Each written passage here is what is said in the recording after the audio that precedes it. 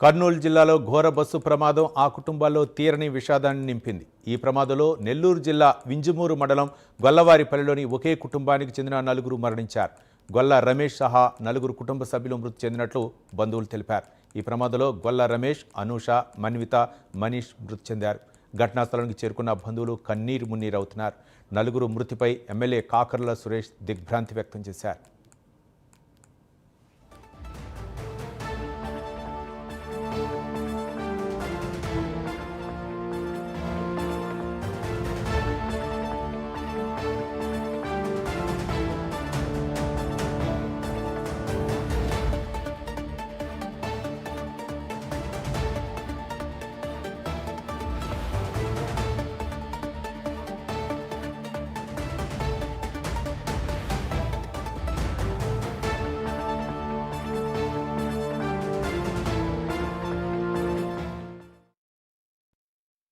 ఈ రోజున ఉదయాన్నే లేవగానే ఒక దురదృష్టకరమైన వార్త. కర్నూలు బస్సు యాక్సిడెంట్లో మా నియోజకవర్గం నుంచి ఉన్న వింజమూరు మండలంలో ఉన్న గోళ్లవారిపల్లి గ్రామంలో గోళ్ల మాలకొండయ్య గారి కుటుంబంలో పెను విషాదం. వారి కొడుకు, కోడలు, మనమరాలు, మనవడు నలుగురు కూడా ఈ బస్సు యాక్సిడెంట్లో చనిపోవడం జరిగింది.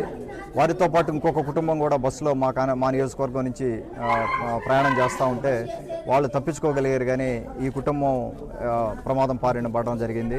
దారుణమైన ఇన్సిడెంట్ ఇది. ఈ బస్సు సేఫ్టీ గురించి వీటి గురించి కూడా మనం ఒకసారి రివ్యూ చేసుకోవాల్సిన అవసరం ఉంది. ఎక్కడా కూడా ఆ ప్రయాణికులు బయటకు రాలేని పరిస్థితుల్లో అందరూ మృత్యువాత పడ్డారు. ఈ కుటుంబానికి మన గౌరవ ముఖ్యమంత్రి వర్యులు శ్రీ నారా చంద్రబాబు నాయుడు గారు, అలాగే డిప్యూటీ సీఎం పవన్ కళ్యాణ్ గారు, మన మంత్రివర్యులు యువనేత నారా లోకేష్ బాబు గారు ప్రగాఢ సంతాపం వ్యక్తపరిచారు. వాళ్ళకి ఫ్యామిలీకి అండగా ఉండమని నాకు చెప్పడం జరిగింది. 2-3 రోజుల్లో రాబోయే కార్యక్రమాల్లో ఇప్పుడు వాళ్ళ అబ్బాయి వాళ్ళ మదర్ని, అమ్మాయి వాళ్ళ మదర్ని కర్నూలు బస్సు ఇన్సిడెంట్ దగ్గరికి పంపించి అక్కడ DNA ఐడెంటిఫికేషన్ కోసం చూసి 2-3 రోజుల్లో జరగబోయే కార్యక్రమం కిందకి అండగా ఉండడం జరుగుతూ ఉంది. అలాగే కుటుంబానికి అండగా ఉన్న గోళ్లవారిపల్లి నా తెలుగుదేశం పార్టీ నాయకులకి, మండల నాయకులకి, అలాగే ఇక్కడ గ్రామ ప్రజలకు కూడా కుటుంబానికి అండగా ఉన్నారు. వారందరికీ కూడా నా ధన్యవాదాలు తెలుపుకుంటూ కుటుంబాన్ని ధైర్యంగా ఉండమని కోరుకుంటా ఉన్నాను. అందరం అండగా ఉంటాం. మాది చిలుకూరు వెంకటేశ్వర్లు, గోళ్లవారిపల్లి. మాది మేము బెంగళూరులో ఉంటాము. మా బామర్ది అవుతాడు. ఆ అబ్బాయి దీపావళి సెలవులకి కంపెనీలో పనిచేస్తూ ఉంటాడు. దీపావళి సెలవులకి హైదరాబాదు పిల్లల్ని తీసుకుపోయి టూరు తిరిగి రావాలని వెళ్ళారు. రిటర్న్ వచ్చేటప్పుడు కర్నూలు దగ్గర చిన్న టైకూరు ఊరు దగ్గర ఏదో బైక్ యాక్సిడెంట్ అయ్యి బస్సుకి నిప్పంటుకొని ఫైర్ యాక్సిడెంట్లో డెత్ అయ్యారని ఇన్ఫర్మేషన్ వచ్చింది. వాళ్ళ అమ్మ నాన్న ఇప్పుడు పంపించేదానికి ఏర్పాట్లు చేస్తాం. ఎమ్మెల్యే సార్ వచ్చింది. చాకలకొండ గ్రామం. నా పేరు మబ్బు వెంకటేశ్వర్లు. రమేష్ అనే అబ్బాయి కర్నూలు దగ్గర యాక్సిడెంట్ బస్సు ఫైర్ అయ్యి చనిపోవటం వల్ల అతను చాలా మంచి వ్యక్తి, పిల్లోడు, అందరితో బాగా కలిసిమెలిసి తిరుగుతాడు. టీడీపీ పార్టీ అంటే మంచి అభిమానం ఎక్కువ, బాగా హుషారుగా వస్తాడు. ప్రతి ఒక్కదాన్ని పోదాం రమ్మంటే ప్రైవేట్ కంపెనీ హిందుస్థాన్ కంపెనీలో బెంగళూరులో పనిచేస్తున్నాడు అబ్బాయి. వాళ్ళకేదో టూర్ పని మీద వెళ్ళారు అందరు ఫ్యామిలీ. ఆ అబ్బాయి ఇంకొక అబ్బాయి, కొత్తపేట అబ్బాయి ఒక అబ్బాయి, ఇద్దరు కలిసి టూర్ వెళ్ళారు ఫ్యామిలీని తీసుకొని. వస్తా బస్సు మార్గ మధ్యంలో హైదరాబాద్ నుంచి వచ్చేటప్పుడు కర్నూలు దగ్గర ఫైర్ యాక్సిడెంట్ అయ్యి బైక్ తగలటం వల్ల బస్సులో ఆ అబ్బాయి, కొత్తపేట అబ్బాయి వాళ్ళ ఫ్రెండ్ ఏమో బతికాడు. ఇంకపోతే ఈ అబ్బాయి ఫ్యామిలీ వాళ్ళ మిస్సెస్, అబ్బాయి, ఇద్దరు పిల్లకాయలు, పాపం చూడడానికి బాగా ముచ్చటగా ఉంటారు పిల్లకాయలు కూడా. చాలా గుడ్ ఫ్యామిలీ. కానీ ఈ రంగం జరగటం మాకు ఎంతో బాధాకరంగా ఉంది. దీని గురించి ఎమ్మెల్యే గారు కూడా వచ్చి వాళ్ళ ఆధార్ కార్డులు అవి తీసుకొని వాళ్ళ ఫ్యామిలీతో మాట్లాడుతున్నాడు. అక్కడికి పంపించడానికి ప్రయత్నాలు చేస్తున్నారు ఎమ్మెల్యే గారికి కూడా ధన్యవాదాలు. కర్నూలు జిల్లాలో ఘోర బస్సు ప్రమాదం ఆ కుటుంబాల్లో తీరని విషాదాన్ని నింపింది. ఈ ప్రమాదంలో నెల్లూరు జిల్లా వింజమూరు మండలం గొల్లవారిపల్లిలోని ఒకే కుటుంబానికి చెందిన నలుగురు మరణించారు. గొల్ల రమేష్ సహా నలుగురు కుటుంబ సభ్యులు మృతి చెందినట్లు బంధువులు తెలిపారు. ఈ ప్రమాదంలో గొల్ల రమేష్, అనూష, మన్విత, మనీష్ మృతి చెందారు. ఘటనా స్థలానికి చేరుకున్న బంధువులు కన్నీరు మున్నీరవుతున్నారు. నలుగురు మృతిపై ఎమ్మెల్యే కాకర్ల సురేష్ దిగ్భ్రాంతి వ్యక్తం చేశారు. ఇక ఇదే అంశానికి సంబంధించి మరింత సమాచారం మా కరెస్పాండెంట్ నరేష్ లైవ్ ద్వారా అందిస్తారు. నరేష్, చెప్పండి, ఏంటి నెల్లూరు జిల్లాలో ఈ విషాద ఘటనపై అక్కడ కుటుంబ సభ్యులు ఏమంటున్నారు?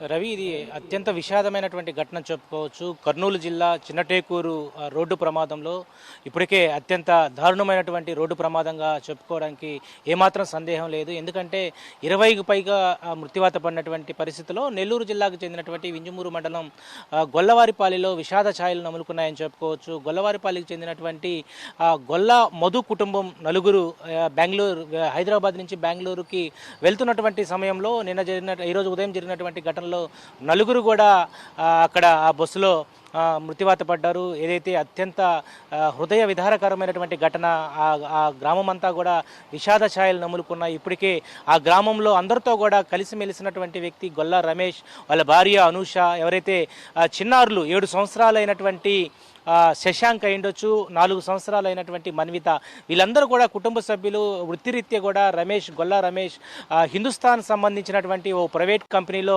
సేల్స్ మేనేజర్గా కూడా బెంగళూరులో ఉన్నారు. సో ఆ దీపావళి పండుగ సందర్భంగా 2-3 రోజులు సెలవులు రావడం, పిల్లలతో ఆహ్లాదకరంగా కూడా బెంగళూరులో తన బావమరిది వద్ద ఉన్నటువంటి అక్కడ హైదరాబాద్కి వెళ్ళడం జరిగింది.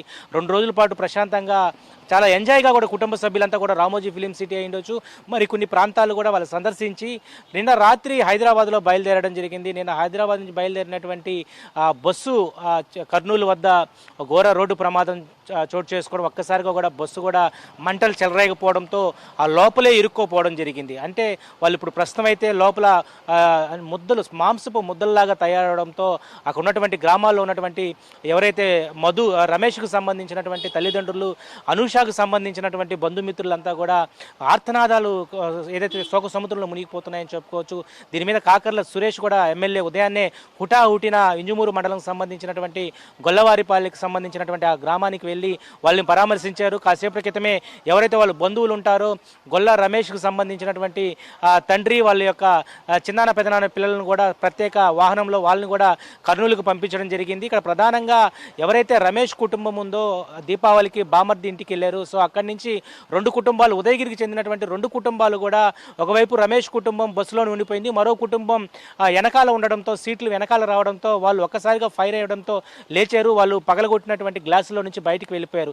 సో ఒక కుటుంబం అయితే సేఫ్గా బయటపడింది, మరో కుటుంబం చాలా చెప్పుకోవడానికే చాలా విషాద ఘటన చెప్పుకోవచ్చు. ఎందుకంటే ఆ నలుగురు, 2 పిల్లలు, వాళ్ళ భార్య ఎవరైతే ఉందో వాళ్ళు కూడా సేఫెస్ట్గా బయటికి పంపిద్దాం అనుకునేటువంటి సమయంలో అక్కడే ఊపిరాడక లోపలే చాలా వరకు కూడా ఇబ్బంది పడ్డాడని చెప్పి స్థానికుడైనటువంటి మరో ఉదయగిరి వాసి కూడా చెప్తా ఉన్నాడు. ఎంత ప్రయత్నించినప్పటికి కూడా రమేష్ని, పిల్లల్ని బయటకు తీసుకోవడానికి ఎంతో ట్రై చేశాను, కానీ అక్కడ లోపల ఏదైతే మంటలు వెంటనే చెలరేగిపోయి ముందు బైక్ ఏదైతే ఢీకొనిందో ఆ ముందు వైపు నుంచి మంటలు హుటాహుటిన చివరి వరకు కూడా మంటలు ఒక్కసారిగా కూడా రావడం, లోపల ఒక్కసారిగా కూడా సీట్లు కాలిపోయినటువంటి పొగ అంతా కూడా వాళ్ళని చాలా వరకు కూడా మత్తులోకి, అంటే వెంటనే పడిపోవడం జరిగింది. అక్కడ ఉన్నటువంటి దాదాపు కూడా ఇప్పుడు ఎవరైతే 20 మంది చనిపోయారో వాళ్ళందరూ కూడా బయటికి రాలేనటువంటి పరిస్థితి, స్పృహ లేనటువంటి పరిస్థితి. ఎందుకంటే లోపల ఏదైతే పొగ ఉంటుందో ఆ పొగ అంతా కూడా కమ్మి వేయడంతో అక్కడ ఉన్నటువంటి వాళ్ళు తప్పించుకోలేనటువంటి పరిస్థితి. 20 మంది వరకు, 23 మంది వరకు కూడా బయటికి దూకగలిగారు. కానీ ఎవరైతే ముందు వైపు ఉన్నటువంటి వ్యక్తులు ఎవరైతే ఉన్నారో వీళ్ళు ముందు వైపు సీట్లు వచ్చినాయి, పిల్లలతో పాటు వాళ్ళు ఒకే క్యాబిన్లో పైన 2 కింద 2 ఉన్నటువంటి పరిస్థితిలో ఒక్కసారిగా కూడా వీళ్ళందరూ కూడా మృత్యువాత పడ్డారు.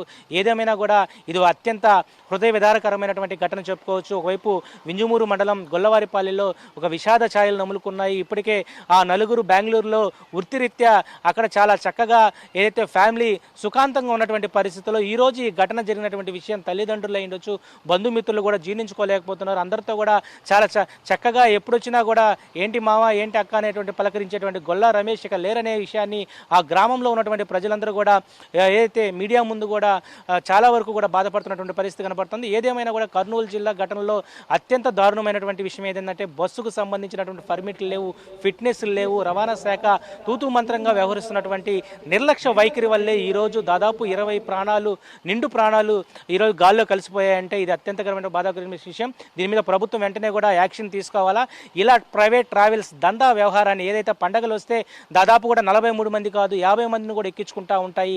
ఇలాంటి ఏదైతే వేగం నియంత్రణ లేకపోవడంతోనే దాదాపు 160-180 అత్యంత వేగంతో వెళ్తున్నటువంటి పరిస్థితుల్లో ఈరోజు ఈ యొక్క ఘటన జరగడానికి ఉదాహరణ చెప్పుకోవచ్చు. దీనికి సంబంధించినటువంటి రవాణా శాఖ, అదేవిధంగా నేషనల్ హైవేకి సంబంధించిన అధికార యంత్రాంగం ఏదైనా కూడా వీరందరూ తప్పుదన వల్లే ఈ యొక్క ఘటన జరిగిందని చెప్పుకోవచ్చు. దాదాపు కూడా 20 మందికి పైగా కూడా మృత్యువాత పడడం, ఈరోజు 20 మంది కుటుంబాల్లో పెద్ద దిక్కు కోల్పోయినటువంటి ఆ కుటుంబ సభ్యులంతా కూడా ఎంతో బాధాకరమైనటువంటి విషయం చెప్పుకోవచ్చు. ఏదేమైనా కూడా ప్రభుత్వం దీని మీద సీరియస్గా తీసుకుంది. మరోవైపు తెలంగాణ ప్రభుత్వం దీని మీద ఇప్పటికే దర్యాప్తు చేస్తూ ఉంది. ప్రైవేట్ ట్రావెల్స్ సంబంధించినటువంటి కర్ణాటక, ఆంధ్రప్రదేశ్, తెలంగాణకు సంబంధించినటువంటి ఒక నియంత్రణ మండలిని ఏర్పాటు చేసుకొని దీని మీద ఎలాగ నియంత్రణ చేయాలా, ప్రైవేట్ ట్రావెల్స్ సంబంధించినటువంటి వేగానికి సంబంధించి ఉండొచ్చు. అదేవిధంగా ఇలాంటి యాక్సిడెంట్ మనం చెప్పుకోవచ్చు. రైట్ నరేష్, ప్రభుత్వం అంటే ఎలాంటి చర్యలు చేపట్టింది, మృతుల కుటుంబాలకు ఏ విధంగా అండగా ఉంటామని చెప్పింది. మరోపక్క ఆ స్థానిక ఎమ్మెల్యే కూడా స్పందించారు.